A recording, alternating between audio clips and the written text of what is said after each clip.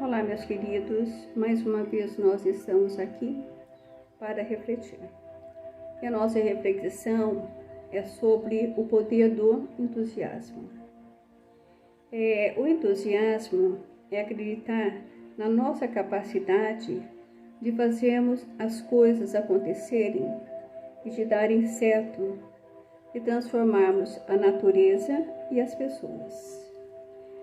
Não esperemos ter as condições ideais para nos entusiasmar.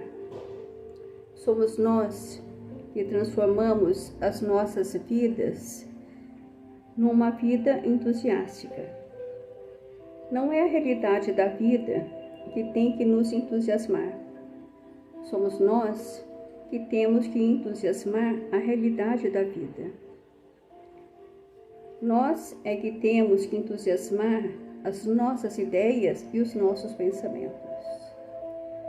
Cultivemos a alegria e o bom humor, aprendamos a sorrir. O sorriso tem um efeito poderoso em nossa vida. As pessoas que zombam dos próprios erros são mais felizes e mais fortes. Iluminemos com o sorriso o nosso ambiente de trabalho e o nosso lar. Estejamos dispostos a colaborar com os outros. Procuremos uma maneira de participar com as pessoas e com o mais próximo. Participemos com conversas, diálogos com pessoas com as quais convivemos e nos interessemos pelas pessoas em nossa volta. Surpreendamos e contagiemos com as nossas energias de otimismo e de alegria as pessoas, os lugares que adentrarmos. Façamos tudo com um sentimento de boa vontade, de amor, sem deixarmos para depois. Sentindo o momento, haja. Entusiasmo significa ter Deus dentro de si. Descobramos o entusiasmo pela vida. Sejamos capazes de transformar as coisas e fazê-las acontecer. Não esperemos as condições ideais.